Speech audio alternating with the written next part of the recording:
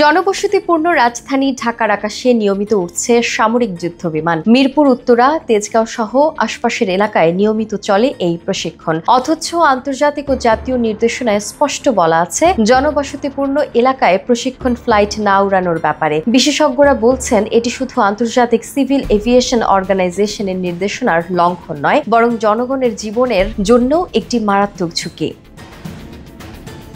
আইকাওর annexe 14-এ বলা হয়েছে, প্রশিক্ষণের জন্য এমন এলাকা নির্বাচন করতে হবে যা জনবসতি ও ঝুঁকি থেকে দূরে থাকবে।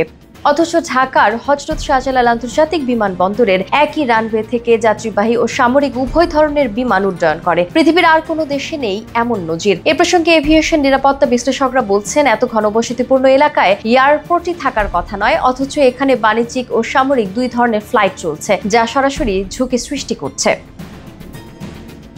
এদিকে বাংলাদেশে রয়েছে 6টিরও বেশি পরিত্যক্ত বা স্বল্প ব্যবহৃত এয়ারফিল্ড, যেগুলোকে সহজেই প্রশিক্ষণের উপযোগী করে তোলা যেত বলে মনে করেন বিশেষজ্ঞরা।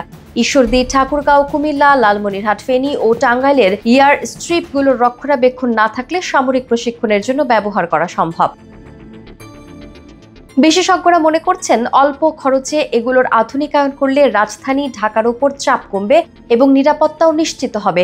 নৌপরিবহন উপদেষ্টা brigadier general M Sakhawat Hossain বলেন, সব সংস্থা ও প্রতিরক্ষা মন্ত্রণালয়ের উচিত নতুন করে চিন্তা করা এই প্রশিক্ষণগুলো কোথায় হবে এবং কিভাবে হবে, কারণ ঢাকা শহর অতিমাত্রায় ঘনবসতিপূর্ণ। তার মতে, বিমান বিধ্বস্ত হওয়ার সম্ভাব্য কারণের মধ্যে অন্যতম হচ্ছে প্রযুক্তিগত ত্রুটি ও পাইলটের ভুল। তবে প্রশিক্ষণ জেটগুলো পুরনো হলেও অভ্যন্তরীণ যন্ত্রপাতি আপডেট করা হয়ে থাকে বলেও জানান তিনি।